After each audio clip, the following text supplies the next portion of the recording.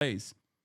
That's why I said I'm not a gun pervert, but I'm pretty sure like you were doing so well before the bump stock. Okay, it's not like a bump stock. It's not like a bump stock at all, because a bump stock uses like the actual kickback to make it. Don't worry about the bump stock. Forget I said the bump stock.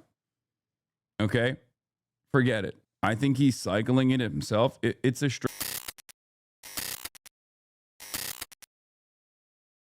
the Bondi Beach Hanukkah shooting, Brown University shooting, and all this stuff.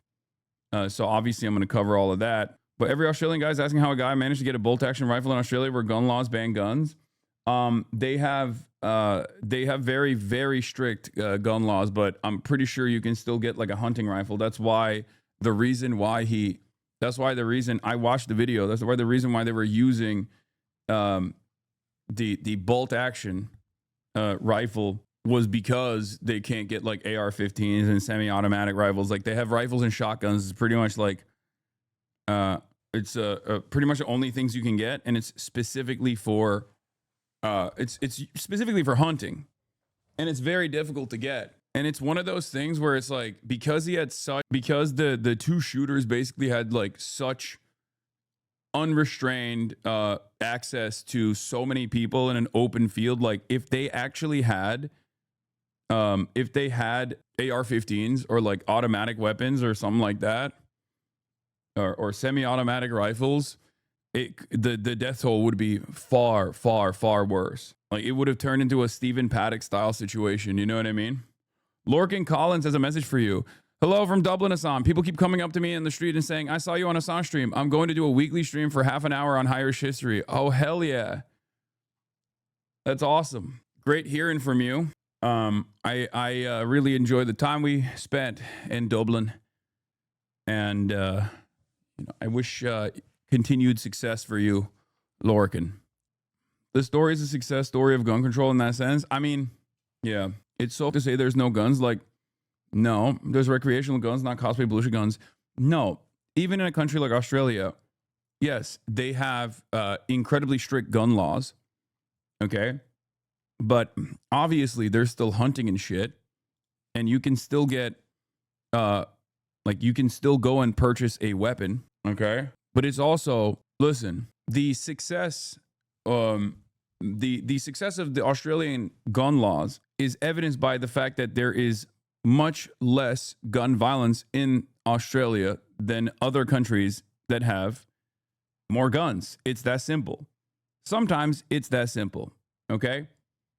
And I suspect that, I mean, in this day and age, even though like a lot of governments are far more reactionary, I suspect that they will even figure out how to restrict it even further. Although I do suspect that there will be a lot of right wingers now that will say, oh, if we had guns, we would have been able to like avoid this disaster, stuff like that. Because there are a lot of right wing chuds in every country that are completely brain poisoned by American style politics and want to implement American style politics in their countries as well. So I can see this being an opportunity for many of those guys to make a big point about how we need to get our guns back. Otherwise, we won't be able to protect ourselves from these like bad guys with guns, shit like that. Even though the dude who literally apprehended the shooter, one of the shooters, unironically was unarmed. And that is usually the most likely scenario. Okay. Mass shootings, wherever they happen, are more often than not stopped and thwarted by an unarmed person. A good guy without a gun. So the when the gun control conversation is taking place in a place like Australia, just remember stuff like that. In any case, we'll start off with the shooting at Bondi Beach that killed 12 people so far and has injured dozens. 2 people walk up to Bondi Beach. There's a Hanukkah festival / event taking place because it's Hanukkah there right now. It's supposed to be Hanukkah tomorrow. In the United States of America, the death count has the death count has apparently risen to 16 at this point.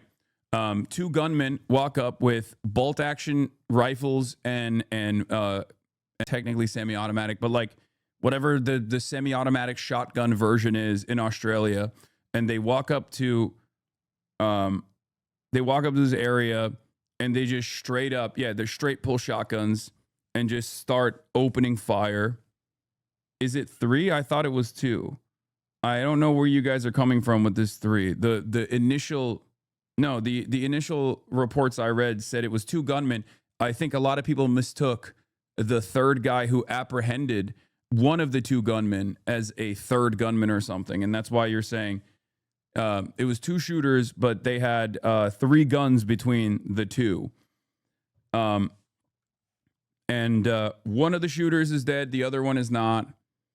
And basically there is a full 10-minute video of them shooting. I watched it from afar. It is a harrowing incident. It is obviously completely unacceptable, absolutely evil shit. They just walk up to this public area and just start opening fire on people. Talis fact checking the OSINT accounts. Yeah, there's also a lot of this. Yeah, this is wrong. This is the second gunman. We can trace his path throughout the entire incident. The individual in the white pants shot 2 people, walked across the bridge towards the Hanukkah party, then was then disarmed, returned to the bridge, and picked up the second shotgun. Yeah, I mean, beyond tragic.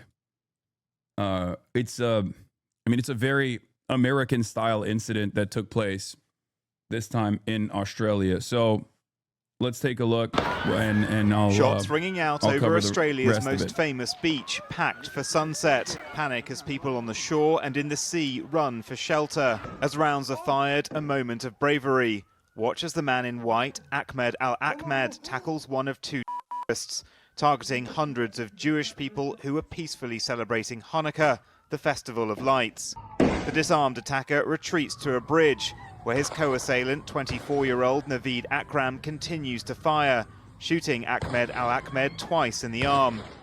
The pair continue their attack before they're surrounded by law enforcement. One is shot dead and the other is seriously injured and apprehended. Police are investigating reports of a third terrorist. They also discovered improvised explosives. Look at the speed of him shooting. This is a trained sniper. Yeah, I mean, he was I wouldn't say he's a trained sniper necessarily, but it's obvious that he is very well trained with this weapon, because being able to cycle through with ease like this obviously implies that he is very well practiced. It doesn't mean that he's like well practiced at, like, I don't know, combat or something. It just means he's like definitely very aware of how to use this rifle, as you can see. And I think it's not a regular bolt action, right? Because regular bolt actions, you have to push it back in.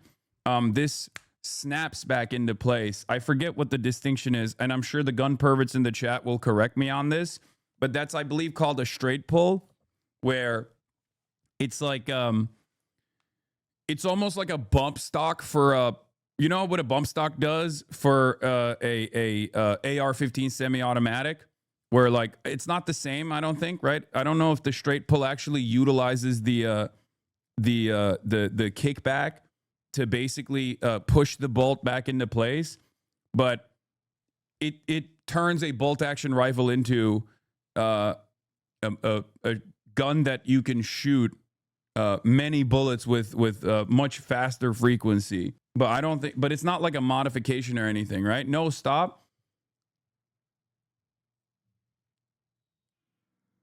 Bolt action just cycles a new bullet, not much resistance. No, but don't stop. No, this is not like a regular bolt action, isn't it? Because it rechambers instantly, as opposed to a bolt action where you have to, like, push it back into place. That's why I said I'm not a gun pervert, but I'm pretty sure, like, you were doing so well before the bump stock. Okay, it's not like a bump stock. It's not like a bump stock at all, because a bump stock uses, like, the actual kickback to make it. Don't worry about the bump stock. Forget I said the bump stock. Okay? Forget it. I think he's cycling it himself. It's a straight pull, but this is still considered a type of bolt action. It's a modified bolt. A standard bolt, you have to push up and then back and then forward and down straight. Yeah. I've shot standard bolt action rifles. It doesn't work like this. Like, standard bolt action rifles, you have to push it back into place every single time. This one automatically snaps back into place, which, to be fair, I mean, even that is still very, very, I mean, that's, you have to be very well practiced right?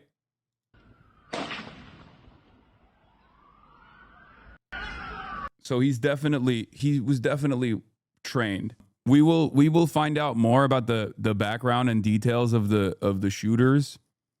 But yeah, this was I mean, I don't even know what to say. It's just not there's nothing to say. It's just a insane act of ultra violence that we are much more familiar with here in the United States of America.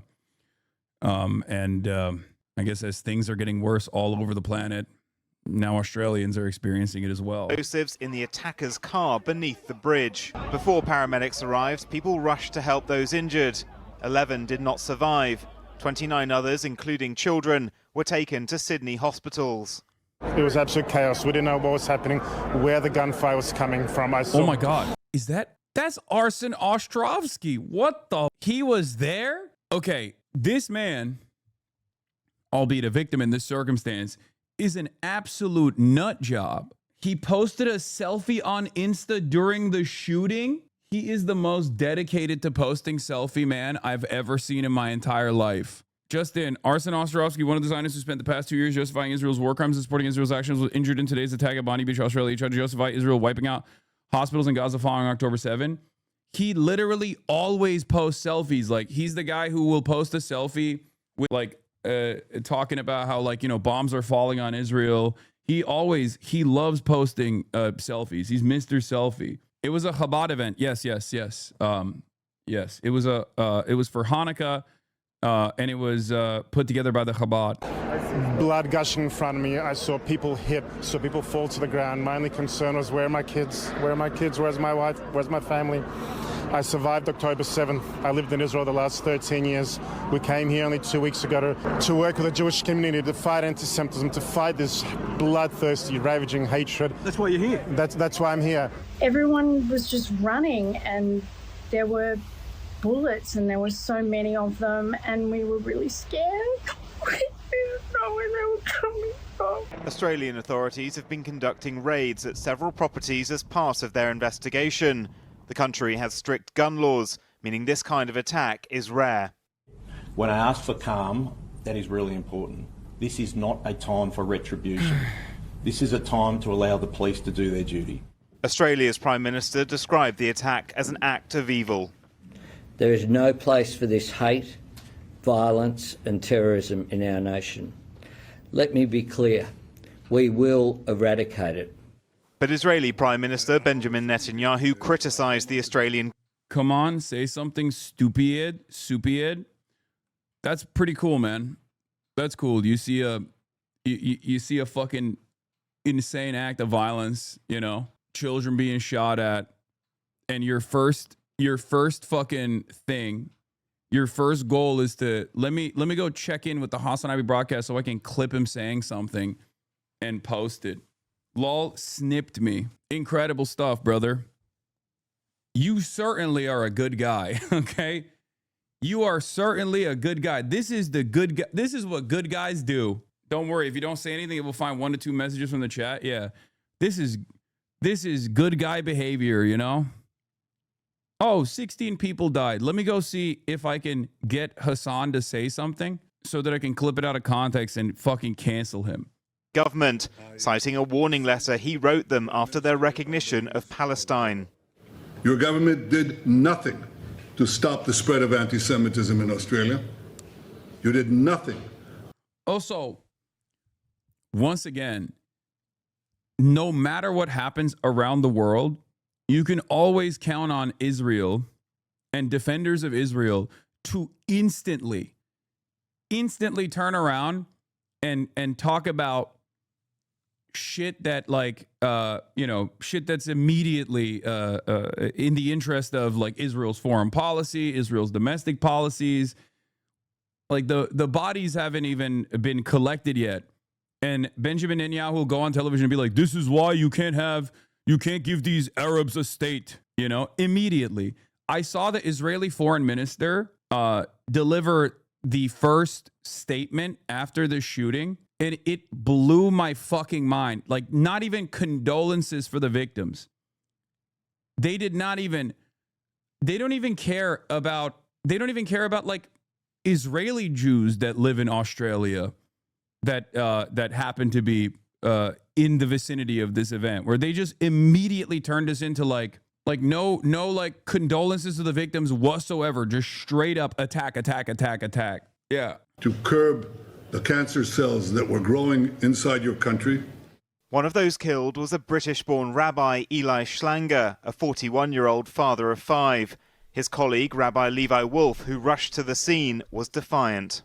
As a Jewish people, our light will not be dimmed, and the holiday of Hanukkah will remind us and the world that a little bit of light dispels a lot of darkness, and what we need to do is add in our light. The darkness of anti-Semitism. Yeah, the rabbi that got killed was West Bank. Was I think a settler in the West Bank, and was, you know, in Israel, in and out of Israel, very, you know, this doesn't justify what took place. Obviously, it's fucking completely unacceptable. You know, what is this? I wrote Benjamin Netanyahu 5 hours ago. Now, as a result of this, the Secretary of War Pete Hegseth said the following. He said, "Let it be known that if you target Americans anywhere in the world, you will spend the rest of your brief, anxious life knowing the United States will hunt you, find you, and ruthlessly kill you. They're not only trying to annihilate us, they attack us because they attack the West." That's what Israel expects. Oh my God. He's literally fucking... Oh. I wrote, "Your call for a Palestinian state pours fuel on the anti-Semitic fire. It rewards Hamas terrorists. It emboldens those who menace Australian Jews and encourages the Jew hatred now stalking your streets." Brother, how the fuck do you turn around and make this about a Palestinian state?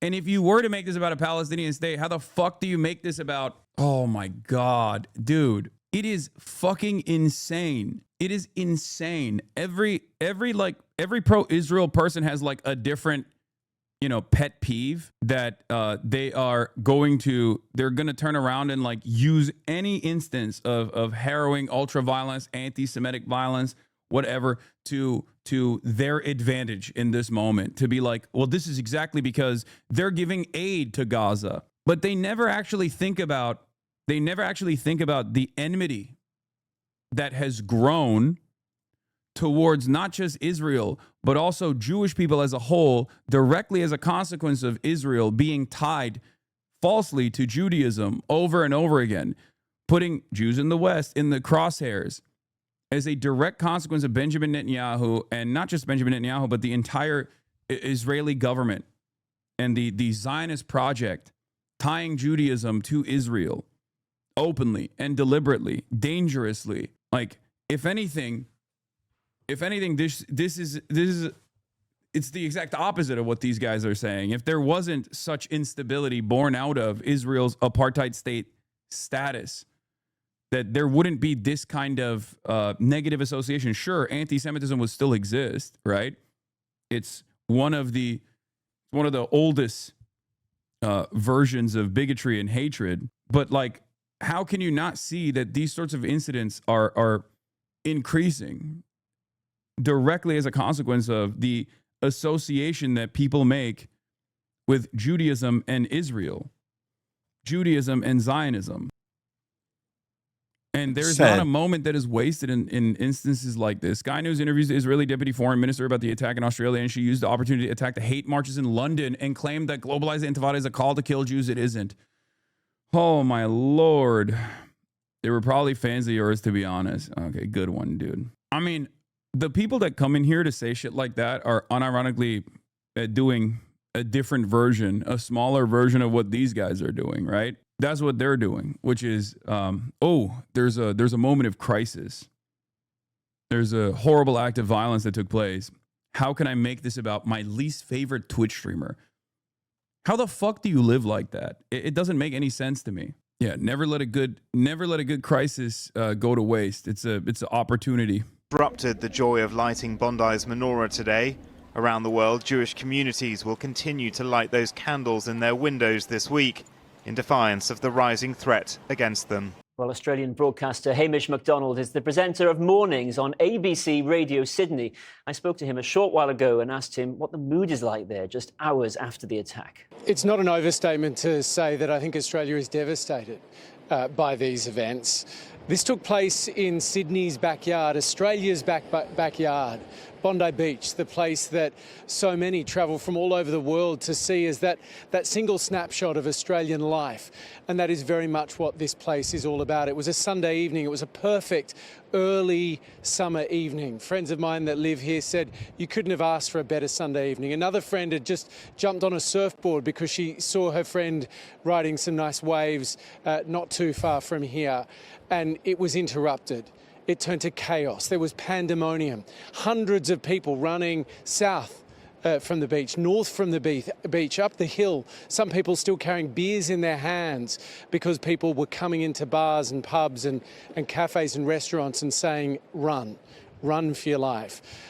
And so sadly, at least 12 people have been killed, including, of course, one of the gunmen we now know. But I think obviously it's significant this has been declared a terrorist incident, but it is also the single biggest shooting in Australia since 1996. This is going to have a profound impact, isn't it, on Australia? It's not something of the like that the country has seen before. Jewish contacts of mine, friends, have been in touch tonight saying, you know, we've been warning of this. People have questioned whether we were exaggerating when we said this sort of thing might happen. And so I think there's a sense of deep regret in the Jewish community that their worst fears have been realised. As I drove down here to Bondi Beach tonight, I stopped off and saw an Orthodox Jewish friend of mine who spent her afternoon ferrying crying, distressed, hysterical young women of the Jewish community that were here at the Hanukkah event up the hill to their residences because they could not get out of here. Just think of the timing, the first day of Hanukkah, the lead up to Christmas. This is when Australia kicks back for their summer holidays. And the Prime Minister, Anthony Albanese, has said he's going to hate this hate. I mean, what might that look like, and do people believe he's able to do it?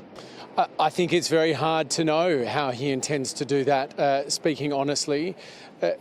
Sydney particularly is a city that has felt these divisions that you've felt there in the UK, that have been felt all over the world, particularly in this 2-year period since the October 7 attacks. The friction points that have emerged that probably existed all along, but that have boiled up in this period of more acute conflict, have been very present here in Australia and have been shocking to many.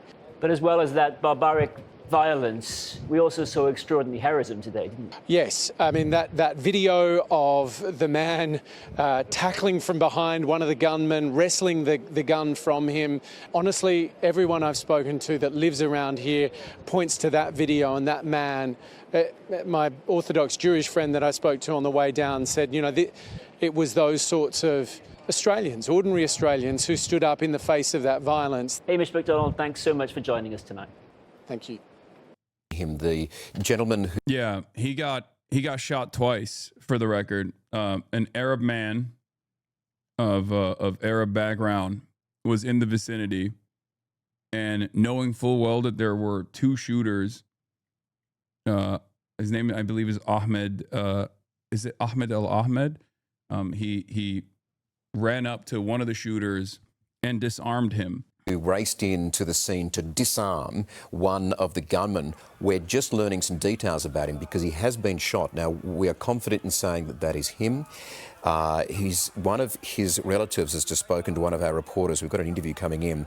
We understand that this gentleman's name is Ahmed Al-Ahmed. He's a 43-year-old married father of 2. And he raced in to help.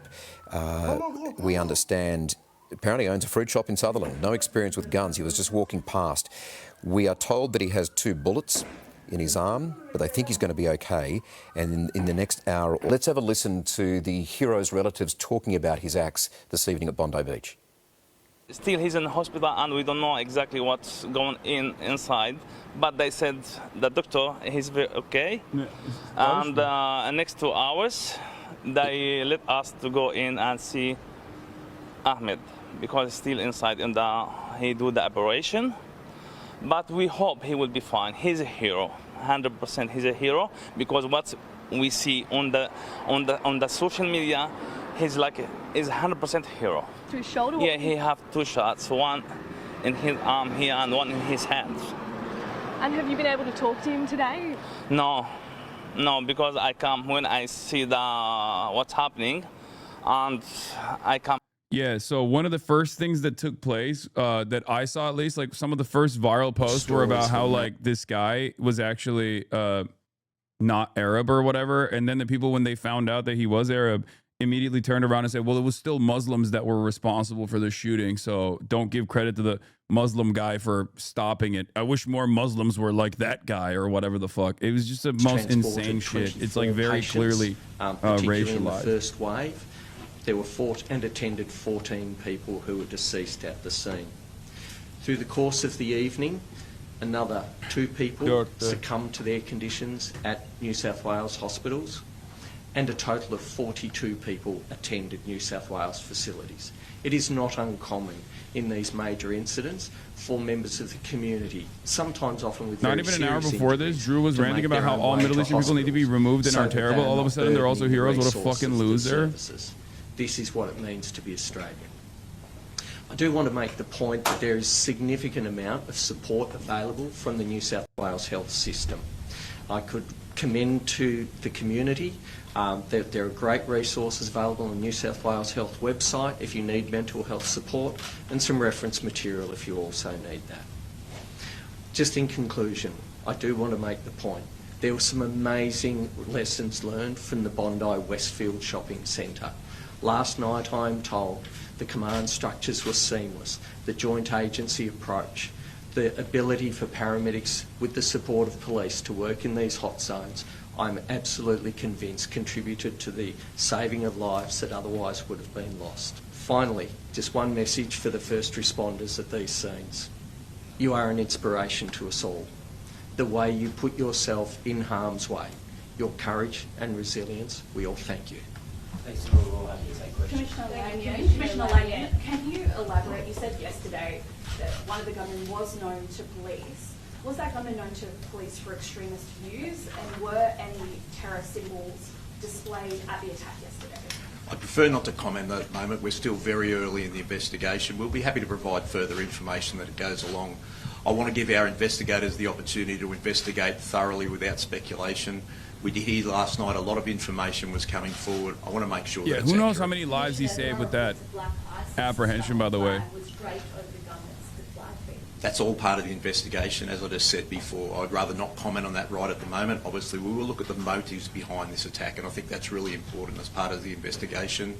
Our investigation will be thorough, and we will be happy to provide further information. Was there any watch list or intelligence agency? Sorry, can I just have one? Sorry. Was there any indication that the shooters were known to any service? It was for the people asking, like, why are they saying this was an anti-Semitic act or something like that? It was, we don't know the full motives of the suspects yet, but they did very clearly target a Hanukkah event that was being put together by the Chabad, and it's very obvious that it was a Hanukkah festival that they were shooting. So you know, it's not, that is the reason why people are saying that it's anti-Semitic. It most likely is. Like, while we don't fully know, like, while there is no complete confirmation, it's understandable for people to assume that, you know?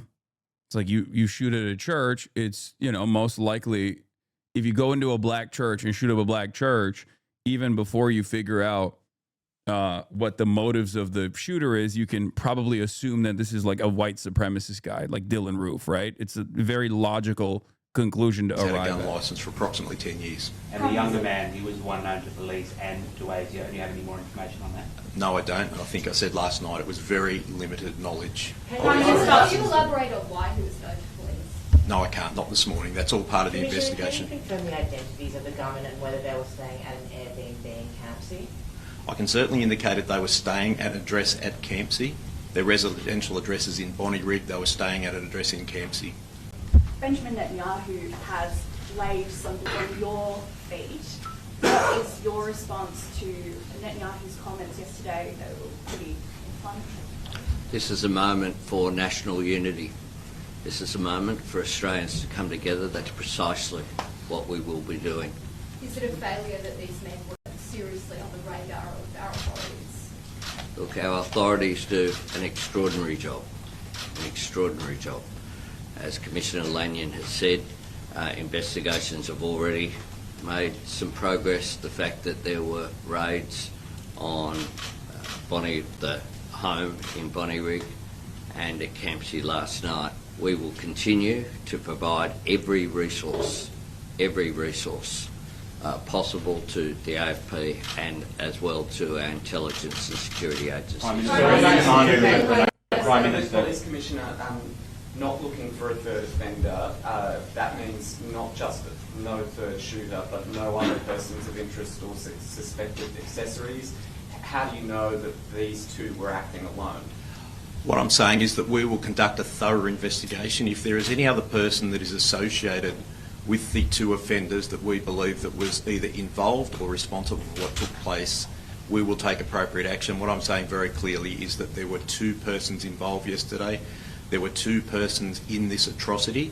We are not looking for a third person who was involved in yesterday's incident directly. Commissioner, was anyone arrested? This is a failure that this man was able to get a gun licence and that he was not more on the radar of authorities. I think there's actually legislation that governs how people have a firearms licence. So what I've said so far, and I'm not going to go further into it at this stage, there was very little knowledge of either of these men by the authorities. The person was determined to be entitled to have a firearms licence and had a firearms licence. The person had had a firearms licence for a number of years for which there were no incident and it was regulated.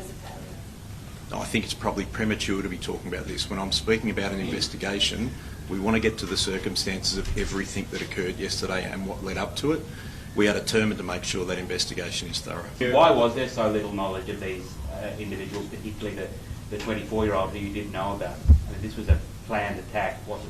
Doesn't appear to have been something that spontaneously happened. I think that's really part of the investigation. We want to understand the motive behind these two people. There are many people in the community for which the police have very little knowledge about, and quite rightly so. We want to understand whether these people were further involved in any offences, but we have no history to say that's the case. Premier, are they families cooperating? Sorry, can I just... Are they families cooperating? We will be speaking to the families. We have spoken to the families. What was the purpose of the firearms licence? Sorry, what was the purpose of the firearms licence? What was his reason for having firearms? I don't have that information this morning. What I've said is that he did hold a firearms licence and did have 6 registered firearms. Premier, clearly it's early in the investigation, but obviously a terrorist has been able to hold a firearms licence. If changes need to be made to our gun laws in New South Wales, will you make changes? The short answer is yes. We're looking at that right now. Obviously, we're in the early stages of this investigation. New South Wales Police need to provide all the details of this inquiry to the government, but I made it clear last night that we will take every step we possibly can to keep our community safe, and we'll be looking at law reform along How does one that acquire route. guns in Australia? How does their gun law work? This is an intolerable situation. This is an attempt to break apart. Gun laws in Australia are very tight. There are a lot of limitations to what kind of guns you can actually acquire, and the process of getting a gun is also fairly difficult. I think in Australia, I'm going to look it up a little bit. But I think in Australia you need like a psych profile before you can even get a gun. You need to have a reason. It's for hunting usually. It's not easy to purchase firearms or ammunition in Australia. Here, this is from Police NSW, from the government of Australia. A person must not possess or use a firearm, prohibited firearm or pistol unless the person is authorized to do so by a license or permit. All firearms used by licensed permit holders in NSW must be registered except for firearms that are exempt from registration requirements. Firearms which are exempt from registration requirements include imitation firearms as defined by 4D. Anyway, you need to have a license or permit to possess a firearm which takes ammunition, or they are authorized to possess the ammunition by permit. I do think that the gun laws in Australia absolutely played a role in this, in the death count being lower than what it could have been. This could have been like a Stephen Paddock style situation. You know what I mean? If they had like semi-automatic rifles, AR-15s, it would have been. Oh no, Kaya! No, Kaya! Get out of there! You're gonna make this crazy. You need a license with pretty significant background checks. Once you have a license, your selection is pretty limited. Need to keep them in a ground bolted safe, which the cops will randomly come around to check to make sure the guns are kept in there. Yeah. They had one major mass shooting that took place in Australia in the 90s, and then they implemented some very, very significant gun laws. And since then, they haven't really had any serious, like, there's no, not the same as like the United States of America. This is 1996 Port Arthur massacre. We did a buyback system, but that didn't stop people from keeping them, unfortunately. Yes. Gun laws in Australia are some of the strictest in the world. The shooting tonight in Bondi shows very clearly that no matter the case, if bad people want to obtain a gun, that they will. Oh, God. Libertarian nationalists, Australia first. Classic. The fact that these scumbags can only get their hands on a shotgun and a single-shot rifle clearly saved dozens of lives. Anyone who doesn't see that is a fool like this guy. Yeah. And then, of course, American brain rot immediately getting into Australian political discourse. The fact that AU has demonized firearms the way it has is why no police were equipped to eliminate the threat. A trained officer with a capable rifle in his trunk could have saved lives. Maybe grow up and stop thinking of tools as having a nature. Focus on the humans using them. Trained armed police officers were firing back at the gunman within 4 minutes. Trained and armed officers killed one of them. Trained and armed officers brought down the other one within 5 minutes of exchanging fire. You're not very smart, are you? Like, what the fuck are you talking about, bro? We have Uvalde. Like, Uvalde happened in the United States of America, okay? Where the most geared up police were completely rendered useless. Of this, because mass shootings and school shootings specifically happen with such regular frequency in the United States of America that, like, we know sometimes there is a heroic cop, but in most circumstances it's actually an unarmed hero that ends up apprehending the gunman, or the gunman kills themselves. Okay, and that's the only way that these sorts of incidents end. American cops have basically everything short of a fucking RPG in the trunk, and yet, you know, it seems like there are a lot more fucking mass shootings that take place in our country than a place like Australia. I cannot believe that we are literally forcibly exporting our fucking brain rot to other countries. I hate this shit so much. It's so crazy that not only are we fucking ourselves, okay, consistently advocating for our own demise, but we want to get involved in other countries' affairs and we want to fuck them too. We're like, no, that brain rot, we must export it. You must have it too. You must have that brain rot as well. Every Australian needs a gun immediately. It's insane. It's insane. Will continue to stand with like the Australian cops with the limited training that they supposedly had still did a fucking better job than American cops do in situations like this. And they're still talking shit. Americans are still talking shit. Like, all things considered, this could have been a far, far worse event. It was already a horrible event. But it blows my fucking mind that we look to this situation in a country that has like reasonable gun safety and gun control, and we still, like, everybody loves when horrible incidents like this take place, so they can just take on whatever cause they have and just hammer it over and over again. And I think that in and of itself is another indication that we are so desensitized to these kinds of acts of violence, especially Americans, right? Because it's like, I mean, there was a fucking school shooting that took place in Brown only a couple hours prior to this happening in Australia. And that's basically any other day, right? I mean, that happens all the time here.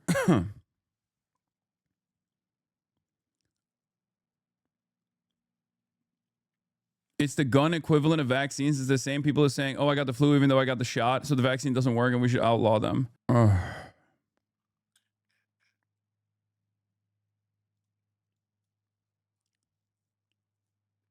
Anyway, but think about the profits American gun manufacturers could earn if there were unrestricted access in the AU.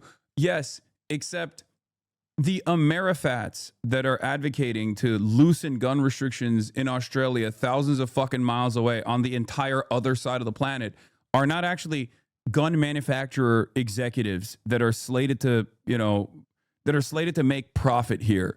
They're just regular ass Americans that think this is how it's supposed to go. They are doing the bidding of gun manufacturers against the social welfare of a different country thousands of miles away, okay? But they're doing it for free. They're doing it because they just like, they are so invested in this. So that's another narrative that's like very frustrating to see, obviously. But of course, the thing that everyone, the number one thing that everyone is taking away from this is, of course, Muslims are horrible. They're all violent. Fuck them. We have to kick them all out of the countries that they're in. Imagine getting a Muslim to report on an Islamic terror attack where Muslims mass murdered innocent people. Well done, Channel 9. What the fuck? Read the fucking room. Unbelievable. Wow, dude. That's just an insane thing. Like, you see a random Muslim journalist and you immediately assume like all Muslims are related to this incident. Once again, straight up unrestricted, unrestrained racism. 51,000 likes, of course. Yeah. What happens when a white guy is responding to the scene of a white nationalist doing like a racialized hate crime or something? Nobody will turn around and be like, whoa, I can't believe a Christian white guy is reporting on another Christian white guy doing fucking a mass shooting. Like, that's so stupid, right? People understand how stupid that is, I hope. Benjamin Netanyahu sought to blame the shooting in Sydney, at least in part, on Australia's decision to recognize a Palestinian state earlier this year. A horrible massacre in Australia, and already Netanyahu is cynically manipulating it to blame Palestinians and Australia itself. I'm telling you right now, I think the reasons as to, like, the way that the entitled and the arrogant ways in which members of the Israeli state communicate to the rest of the planet is a big part of the reason why people just immediately go, okay, fuck you. Okay. Like, there is no room to breathe here for people. There's no opportunity for people to grieve their loved ones. There's no opportunity for people to take a breath and be like, what the fuck is going on here? How do we make sure that this never happens again? Instantly, Benjamin Netanyahu comes in and it's like, oh, this is because you wanted to recognize the Palestinian state. It's so transparent. It's so cynical. It's so obvious that you don't even give a fuck about any of the people that were killed. You only care about one thing and one thing only, which is consistently yelling at all of these Western states that offer damn near unconditional loyalty and full-blown military and economic support to the apartheid state of Israel. Christchurch 2019 reaction didn't immediately assume a certain ethnic or religious suspect. In fact, the reaction didn't really turn vindictive towards anyone. Muslim reaction to injustices towards them has to be restrained in the context of Western media bias. Yeah, of course. And that's the reason why you see like mainstream outlets instantly go, oh, well, they've let these hate marches go on. And the hate marches are anti-genocide marches, chat. It's fucking insane. Okay? And of course, the way that Benjamin Netanyahu conducts himself in these affairs, once again, invites tremendous scrutiny. Because he is the absolute worst. He is the absolute worst communicator for people who aren't like brain poisoned by ultra Zionist tendencies. When they see someone like Benjamin Netanyahu try to communicate in this media environment, they go, this is fucking bullshit. We know your hands are bloody. We know you're a bloodthirsty murderer. And now you're over here immediately turning this back into completely irrelevant political goals that you have personally, or completely oblivious to the dangerous conflation between Judaism and Zionism. Because in some respects, anti-Semitic incidents such as this one, okay, or all different sorts of anti-Semitic incidents. And I'm not talking about like the fucking bullshit ones where people are like, oh, I saw someone say free Palestine in my vicinity and I got scared. I'm talking like actual acts of anti-Semitism, right? That kind of stuff explodes as a direct consequence of tying all Israeli violence, all apartheid violence, and all genocide back to Judaism, not only in Israel, but also in the Western world as well. It's insane. Do you think pro-Palestine protests should be allowed outside of synagogues? It's entirely dependent on what's going on inside of the synagogue, my friend. The fuck do you mean? There has never been a pro-Palestinian protest outside of a synagogue when there wasn't an actual event taking place inside of the synagogue that was like selling stolen fucking West Bank properties to Western developers and Western buyers. So yeah, They don't just like, people don't randomly organize and go, oh yeah, fuck this synagogue. That's not how that works. That's the lie that people try to present in the media, because the truth is obviously much more difficult to justify, because the truth in that situation is, why are they selling? Why are they doing land sales that are illegal? Okay. Off of stolen property, stolen land off of the Palestinians in the West Bank, which is occupied Israeli territory. Why the fuck is that happening? Why are they doing that in a place of worship? So of course, I'm not a fucking idiot. Don't get suckered by mainstream media narratives on this stuff. Whenever the media tries to cover incidents like that, they will automatically say, oh, this is an anti-Semitic act. I mean, yeah, if there was a random anti-Israeli protest outside of a random synagogue for no reason, okay, for no reason whatsoever. Let's say there's plenty of anti-Zionist Jews that congregate there as well, and they're just randomly doing a pro-Palestinian pro-Palestinian protest outside of that synagogue, then yeah, it's a little suspicious, right? But that's not the case. That's not how this works. That's never how this works. In every single one of those instances, where the media makes a big deal out of like the anti-Semitism taking place in these pro-Palestinian protests outside of like a synagogue or a place of worship or like something like that, they're literally doing land sales inside, okay? Stolen land in the West Bank that Israel illegally occupies. Benjamin Netanyahu, the Israeli prime minister, sought to blame the shooting in Sydney, at least in part, on Australia's decision to recognize a Palestinian state earlier this year. Speaking to government ministers on Sunday, Netanyahu said that the Australian government had done nothing to stop the spread of anti-Semitism in Australia, with the results being the horrific attacks on Jews we saw today. He did not provide any evidence to back up that claim. Gideon Sa'ar, the foreign minister of Israel, instantly did not even offer condolences to the victims. Said, I'm appalled by the murderous shooting attack at a Hanukkah event in Sydney, Australia. These are the results of the anti-Semitic rampage in the streets of Australia over the past 2 years with the anti-Semitic and inciting cause of globalized intifada that we realize today. How can you not understand? How can you not comprehend that these two things they have to be forcibly separated, and you are merging them together. You are merging them together, tying back Israel to Judaism aggressively, which only increases the likelihood of violence that Jews are subjected to in the West, because people are hearing what you're saying and they're tying it back to what Israel is doing. And yes, they're already running around blaming the pro-Palestinian rallies and shit like that, which is so psychotic, dude. Yeah, the pro-Palestinian rallies that are conducted and supported by people of every different background, including Jews themselves, are actually conducted so that with the singular purpose of saying that they should go and do shootings at Hanukkah festivals and shit like that. It's just so frustrating.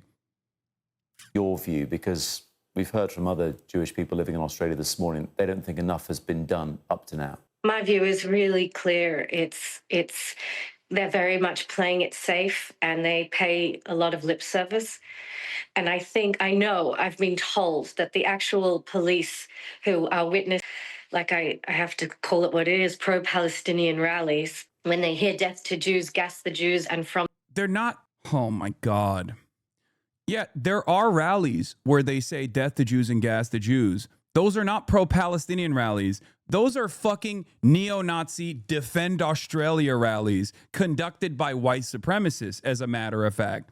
But those are reliable allies. Those are fascists of a different order, and therefore that doesn't actually invite any scrutiny from Zionists for some weird fucking reason, okay? If your highest priority is to, one, ramp up Islamophobia, and two, to immediately tie this back to anti-genocide rallies, because your only priority here is to defend Israel and defend Israel's goals, then immediately you're just going to turn around and be like, oh, well, it's just, what did you expect? Of course, it's because of these fucking protests. It's because of these fucking anti-genocide protests. The river to the sea, which is a clear directive of kill Jews worldwide. Globalize the Intifada means kill Jews wherever you are. And just so you know, the Jews that go to a Hanukkah party are very open. Everybody there were probably very few ultra-Orthodox Jews at this party. It's mostly secular Jews who look like everyday Aussies. In this kind of media environment, it is virtually impossible to bring back sanity. Okay? This kind of media environment is also partially the reason why this kind of sentiment actually fucking blows up. Good morning to everyone waking up to the false flag terrorist attack at a Hanukkah event in Bondi Beach, Australia. This post from Candace Owens aged well. They've been signaling that a 9/11 style attack is coming the second week of December. Save this tweet. It will age well. That's it. Most people that don't have the same the same interest, or most people that haven't like lived around Jewish people or have Jewish friends that are seeing this kind of stuff, non-Jews that are seeing this kind of stuff in the media, the constant conflation between Judaism and Zionism, and then also the immediate response coming from people who want to defend Israel that tie any kind of act of violence such as this one immediately back to like anti-genocide rallies and shit. They see this stuff and they go, what the fuck are these people doing? What are they saying?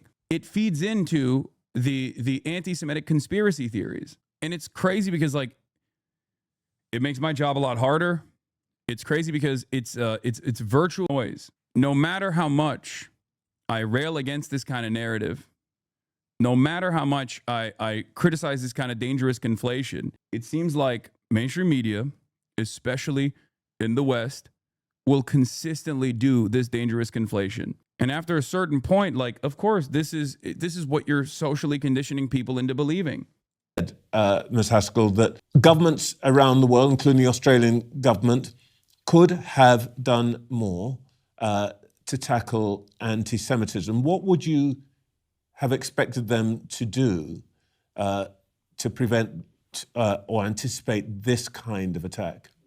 Also, there's this aspect of it too.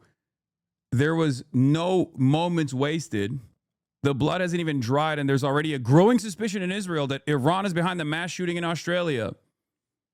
Israel's assessment grows. Iran is behind the massacre. There's growing suspicion in Israel that Iran is behind the massacre in Sydney, Australia, in which at least 12 people were murdered during a Hanukkah party on Bondi Beach. Israel Hayom, Israeli official. Iran is behind it. A senior Israeli security source says Tehran and his proxies have stepped up efforts to target Israeli and Jewish sites worldwide, pointing to the deadly Bondi Beach terrorist attack as a part of that campaign. In Australia, where following specific intelligence warnings, the government took partial measures against the Iranian embassy, including the expulsion of the ambassador. There is no doubt that the direction and infrastructure for the attack originated in Tehran. Netanyahu, a few months ago, I sent a letter to the Prime Minister of Australia. I told him that their policy is fueling the fire of anti-Semitism on the streets. I said that it encourages hatred of Jews. Anti-Semitism is a cancer, and it spreads when leaders are silent. Anti-Semitism is a cancer, and Benjamin Netanyahu is like the number one purveyor of anti-Semitism, the number one disseminator and distributor of anti-Semitism. Israel investigating possible Hezbollah involvement in Bondi Beach shooting, possibly in retaliation for the Ali Tabatabai's assassination.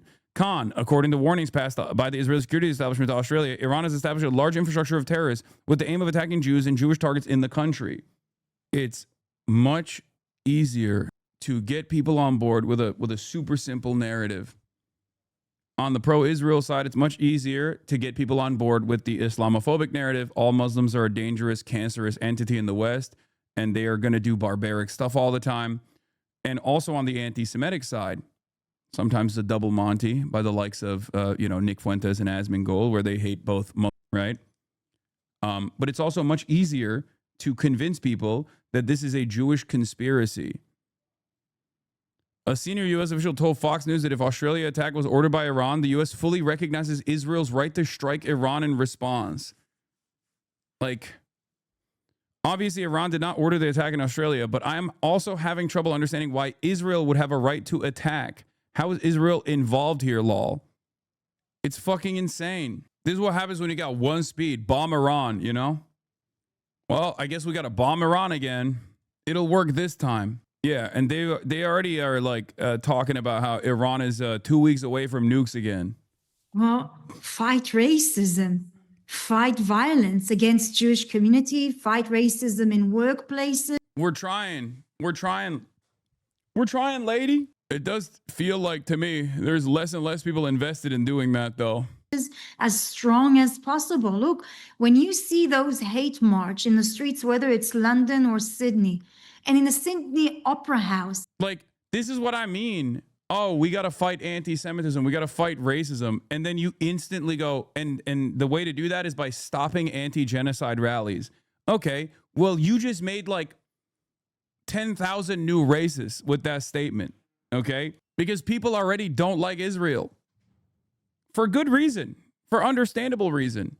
The hatred and enmity and anger and animosity that people feel in their hearts towards Israel is not only warranted because Israel is doing a genocide, and it's also an apartheid state that is engaging in ethnic cleansing, mass displacement, untold amounts of violence, and is an unaccountable entity, okay, and gets unlimited and unconditional support from the West. But then on top of that, where people have this kind of resentment towards Israel for this reason, especially because Israel seemingly always finds its way into meddling with the domestic affairs of the Western world that is offering this kind of unconditional support in spite of the animosity towards Israel. But then when you tie back people who call this allegiance into question into acts of violence against Jews or anti-Semitic acts of violence by saying the people, regardless of their background, anti-Zionist Jews and anti-Zionist Muslims, anti-Zionist Christians alike are all actually responsible for these kinds of actions, you are quite literally pushing people away. It becomes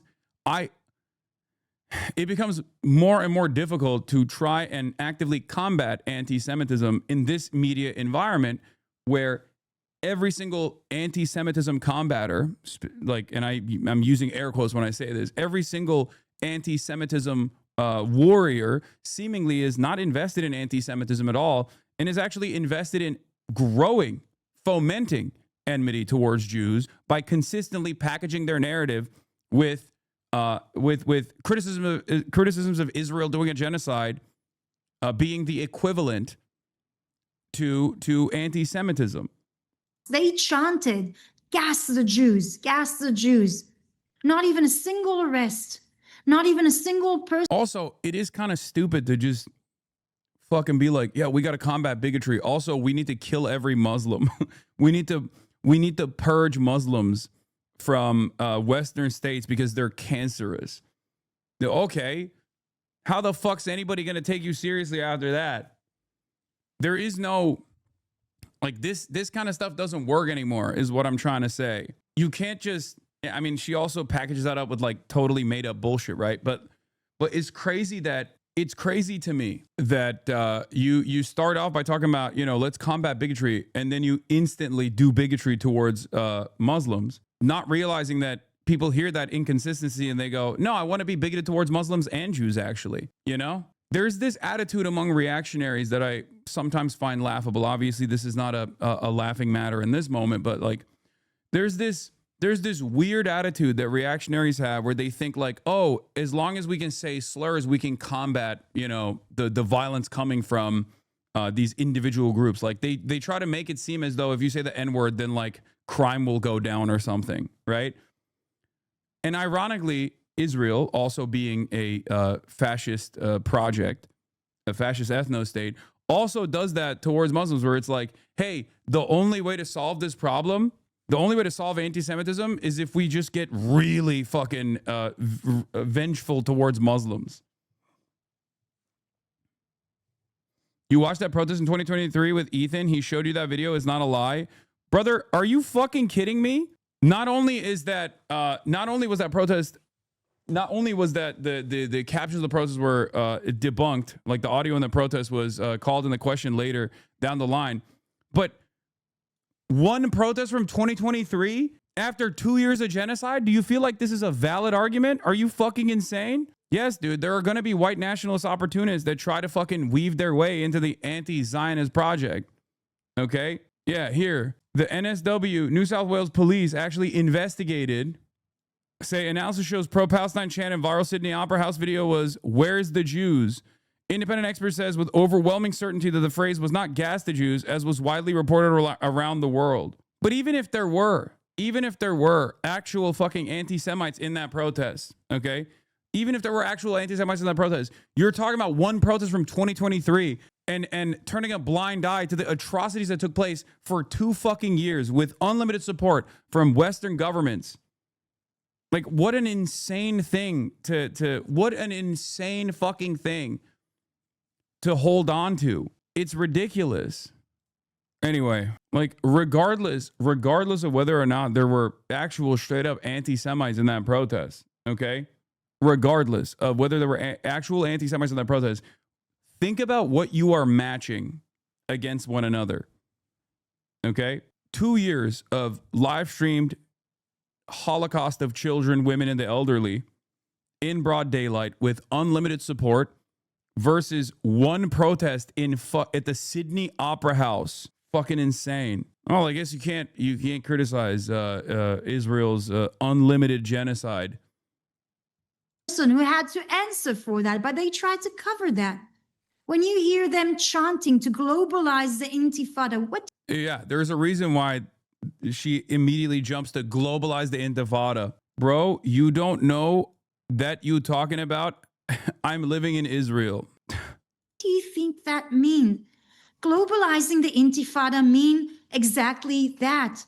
To go on massacres, shooting people in the streets, to violently attack them. This is what it means. And if you let that continue and run in your street, waving flags of terrorists, pictures of people who murdered innocent. Yeah, I have a very different read on this because I see what pro-Israel people are doing as exactly what she's saying.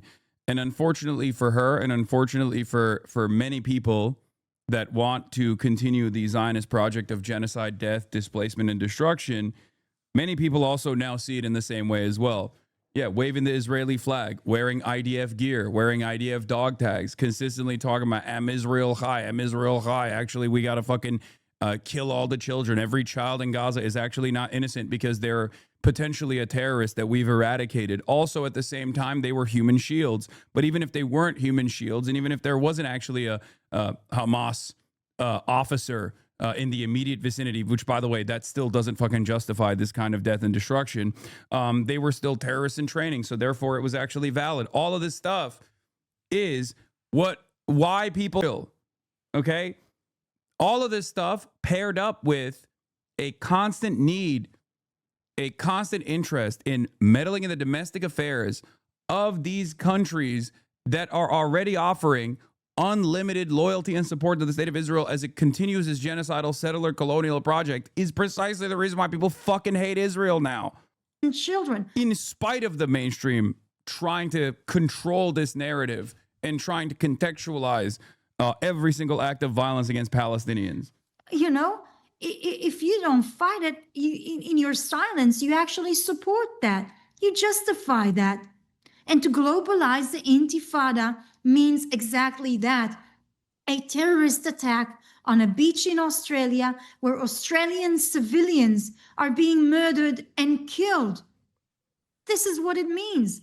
So when you hear that, start acting, enforcing, persecuting, punishing. Yeah. When you hear someone participate in an anti-genocide protest, put them in jail.